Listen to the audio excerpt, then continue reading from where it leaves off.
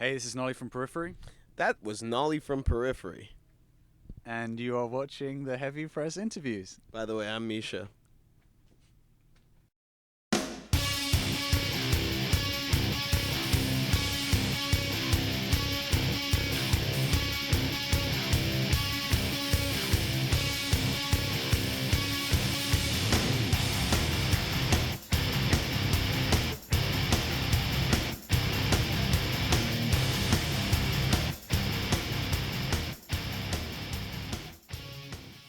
Let's just get right into this album. So, as we said, we work media, we got a lot of free albums. Yours was one of those albums. The second pre-sale was an option. We had to do it just because you guys have such a good track record, and hey, you've put so much work into it. How many hours would you guys say were invested just in studio time alone? Like maybe 3 or 4 months, I want to say. Okay. Yeah. That's after the album was written and demoed. Okay. There was already a completely, you could listen to the album from start to finish in demo form. We took most of the year off last year, and part of the reason it's kind of hard to say exactly how many hours we took or how many hours it took us to complete it and do everything is because we wanted to have the time off so that we wouldn't fall into the trap that we have on other albums where we just don't have a deadline that's possible, and we work very optimistically, and then at the end we're doing like 15-hour days like we had to do on Periphery 2, just hating life. Yeah, just working desperately, trying to finish and to meet a deadline, which ultimately doesn't even get met. So I think what we wanted to do was have a much more regimented approach this time around, and we allowed ourselves a lot more free time because that way you don't go insane and hate your life, and that yields a better result, genuinely. Yeah, I could see that. It's also just a really long album. It's like Yes, 80 minutes of of material. course. So It is, took and a- that's what's unique about it, right? I guess. I mean, I don't think I even really comprehended how much extra work that would be. But I think it was around song 8 when we were doing guitars where I was like, if this was a normal album, we'd have like 2 songs left. But Yeah. as it is, we're halfway through. Yes. Yeah, it was one of those things that I think if we had really thought about it, we might have gone and been like, maybe we should do a shorter album. Maybe we should just do one, you know. For sure. But I think that optimism is what sort of carried us through that first half, and then the second half is something that we really had to work for, and it. I think we stayed sane by having a regular sort of schedule rather than Yes. desperately working trying to meet these deadlines. And I think one of the coolest parts about this whole album is that you produced it.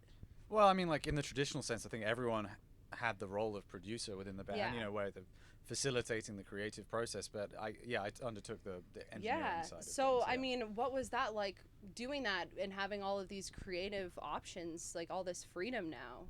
I mean, it's a really cool experience for me because, I mean, I love all the musicians in my band. They're all incredibly talented, and to be able to record an album where I know that so much is emotionally invested in, that I'm emotionally invested in, and to have great musicians to record is kind of what every engineer dreams about. So that was sure. awesome.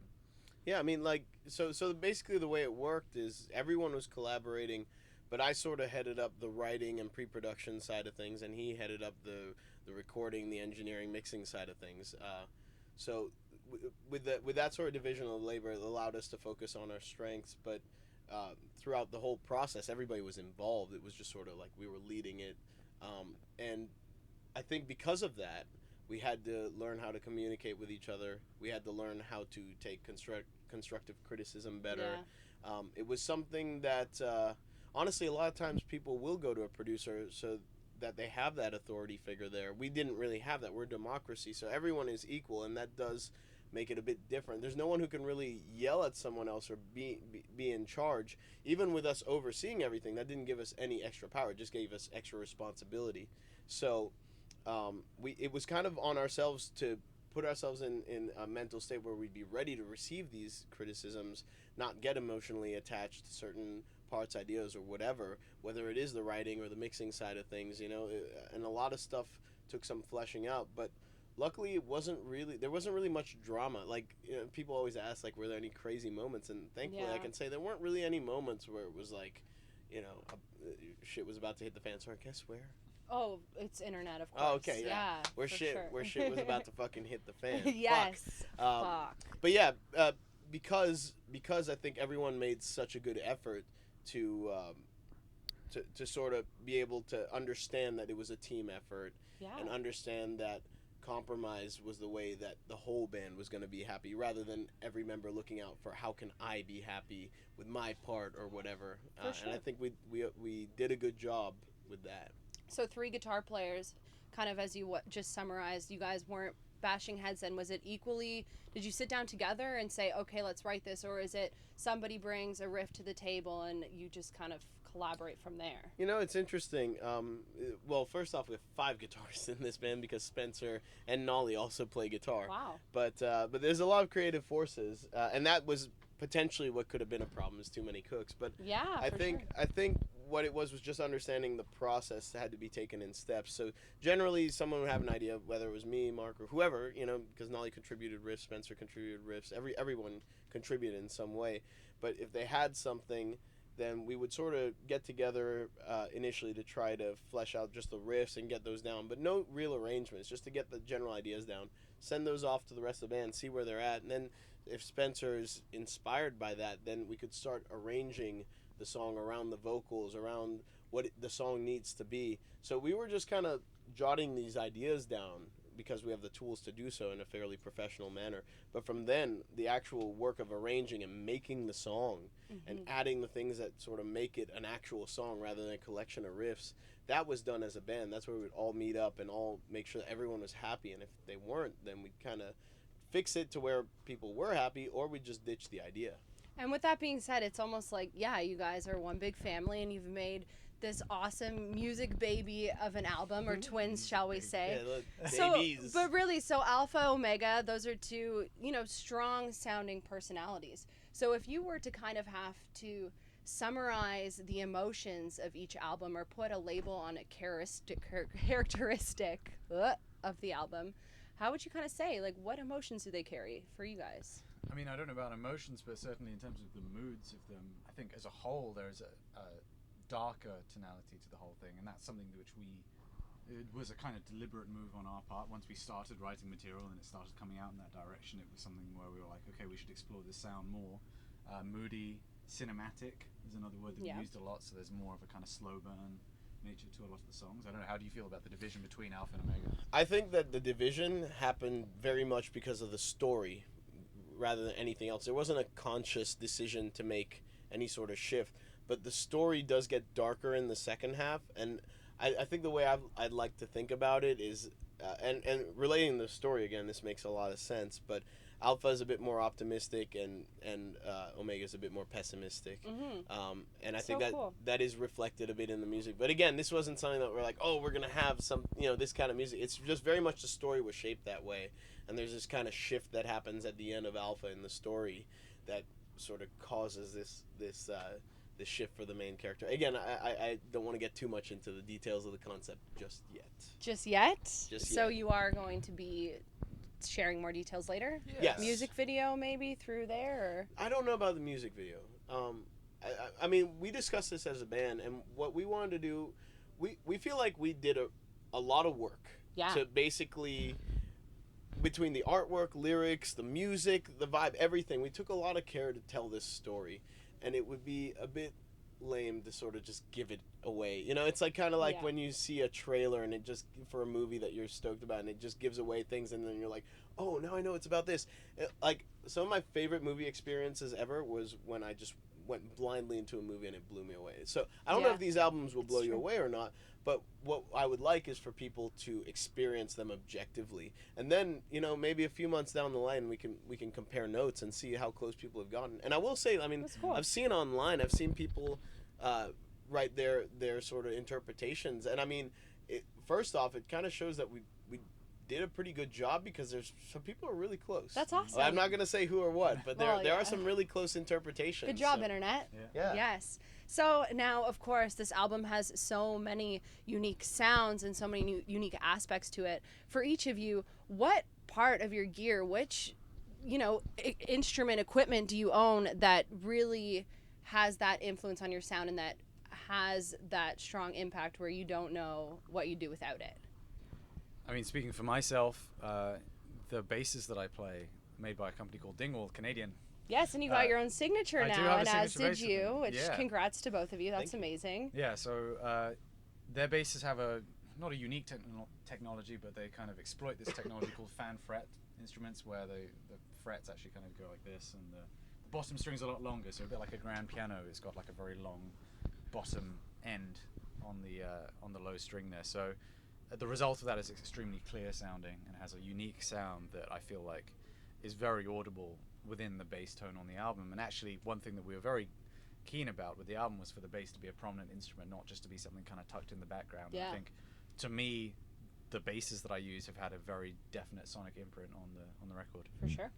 Yeah, I would say when it came to the writing side of things, guitarists out there can relate, but if you have a guitar that you love, it just inspires riffs. It seems like the guitar itself is generating those riffs. And in designing and prototyping my signature guitar over the last 2.5+ years now, I've sort of refined what I like and what I don't like, and having these prototypes when we were recording or when we were writing, it was just I felt like it was a very easy process. It made everything kind of come together. So that's a comfort level thing, and we use those in the studio as well. Sorry, but in the studio we rely very much on the Fractal Audio XFX2 for everything. Yeah. It's just such a fantastic unit, you know. It's basically a computer in a box, but it simulates amps and cabinets and effects pedals, and we use those live. We use them in the studio. That's the core of the guitar sound throughout the record. And I mean, in a way, Periphery sort of started out with that. We started out with their first unit that they made, and it's because we started with that being our sound, and because it's sort of a replication of amps, and then some, in a sense. It's like real amps can never really capture the vibe which you can get with this unit, strangely enough. And we shot everything out. We had a lot of really cool amps, and I still love amps. I'm a big gear nerd, so I love amps and pedals and all that stuff. But yeah, like at the end of the day, we just trusted our ears. We were down to go any route just to get the guitar tone that we want. But in the end, it was the XFX Direct, and we had our way of sort of giving our own signature sonic imprint, which is unique to us on it, without going into too much technical detail. So it is sort of unique still to us, but yeah, that was definitely one of the things that allowed us to get so many of the sounds and the layers that sort of give us the inspiration to write and to record. Yeah. What's cool is we have all those sounds with us on the road, so when we play the new material, it sounds kind of like the album does, which is great for us, and hopefully the audience can appreciate that too. It's exciting. It's very exciting. And you guys have come so far in your career, and of course it's taken probably so much to get to this point. So in a nutshell, what advice would you give to somebody looking through this lens right now who is just out there trying so hard to get to the point that you guys are at? What would you tell them? We got this at the meet and greet today. We did, yeah. Did you? It's a tough question, and something I feel as well is that, like, for one, I wasn't around for all of the development of the band, but when the band was starting out, it was like a different age. The internet was around, but it was in a kind of different stage in terms of how bands used and interacted on it. But I think you had some good advice for it. Yeah, I mean, that aside, I think there's certain things that ring true. And one thing that, we've been doing these meet and greets, and it's an opportunity to sort of see where our fans are at, and they can ask us questions. And this is a question we get a lot, actually, is, what advice would you give to bands starting? So I think first off, it really starts with the music. And what I mean by that is something genuine. Yeah. And that is something that I think is important because it could be recreated. It's something that you can always dig into later. If you do an album that's well received and it's all genuine, then the next time you just have to be genuine again. It doesn't have to be the same album, doesn't have to be the same style, but there's something intangible, something that's more than the sum of its parts, which people seem to be getting into. But this is the other part, and this part people don't like to hear, but it's true. It's very, very true, and I'm doing you guys a favor. The other half is luck. And because you're being genuine, you have absolutely no control over how people react to it. And there's so many examples I can think of bands that have done exactly what they want to do musically, and have stayed true to how they want to express themselves, but the public just doesn't resonate with the public, or it doesn't grasp enough attention. The right person doesn't see them. But I don't even know if it's the right person doesn't see them, because now with the internet, like, you have access to almost anything. So it's more so that, like, even when they do get in the public's view. It's not quite what people want to hear. That's something that you have no control over. That's something that I'll say we got really, really lucky with, because when we were first starting out, no one really cared about what we were doing, and that was fine. That was never the impetus for starting this. It was just a self-expression. But we got lucky that people slowly started to catch on. And again, we had no control over that. So if you get to that point, that's great. But all I would say to do is write genuinely. And then the other thing is, a lot of people put a lot of importance on the social media aspect. And while that is important in its own way, it can't create anything. And I think there's this sort of backwards approach that a lot of people take, where they think like, oh, if we get big online, then labels will notice us, blah, blah, blah. But it's actually the opposite. What labels want to see, they're essentially banks, and management want to see bands that can handle everything themselves. These people don't want to have to do all the work. They want to be able to do what they do well and be able to invest that in you, knowing that you can carry the rest. So labels want bands that have shown that they can tour and that they won't fall apart on tour, that they can play shows, put on good live shows, that they're self-sufficient, so that they can go and be like, all right, well, we're going to invest money into this band, and that will create a mutually beneficial relationship. Management will also want to do the same thing. They'll be like, all right, well, they got a good thing going on. They have good heads on their shoulders, so we can invest in them. We can help shape their decisions, but we know that they're going to do the work where they need to, and we can take sort of a macro approach to everything and help in the long-term plans. And that's the thing that's important. Of course, all of those parties will say social media is important, but it's a supplemental thing. Yeah. It's something that then, of course, you need to have your social media presence, but it does not make bands at all. It can just assist. Yeah. So I think having that perspective is important, and just, the DIY thing is interesting, because I would just say DIY is always good at some point, because it shows people who want to invest in you that they can safely do that. So the more DIY you are in the beginning, ironically, the more opportunities you'll get to work with bigger companies. Good to know. And bigger groups over time. So yeah, just be as self-sufficient as you can be from every aspect, whether it's recording, writing, performing live, production, whatever, because now anyone with a laptop can record. If you put in the time, you can learn how to do professional recordings yourself. Yeah, the tools are out there. So it's almost like there's no excuse to not have those bases covered. And then ultimately, this brings us right back to my first point, which is the music has to be genuine, in my opinion, because it's something you could always tap into and recreate. And then the luck aspect, which you have no control over. That's a great point. Just to dovetail onto something that Misha was saying, there was a word that's being used a lot, and that's invest. I think musicians also have to look into the fact that they have to invest themselves in what they're doing. They have to invest time and money in every aspect of it. You have to invest time developing your music, but also developing your skills in, say, production.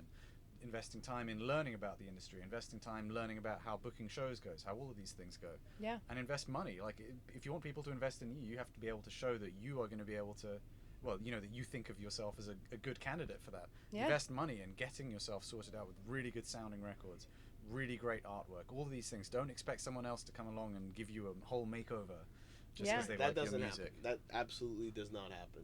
You guys just gave the best answer I've ever had to that question. Oh, really? Honestly, you went so in depth. That was perfect. Oh. So now this comes to my last question. So as you guys just said, you just put so much work into Juggernaut. So does that mean that you guys are entitled to taking some time off before you start doing another album? What's the exact plan? Opposite, as we've just discovered, is happening. No, it's just a lot of touring. Okay. Yeah, unfortunately, the whole second half of the aspect of putting out a record is you have to tour on it. You have to promote it. I say have to. I mean, it's something we enjoy doing, but that's a lot of work. That's going to be our lives for the next couple of years at least, and there's going to be a lot. Especially this first year, it's we have to hit.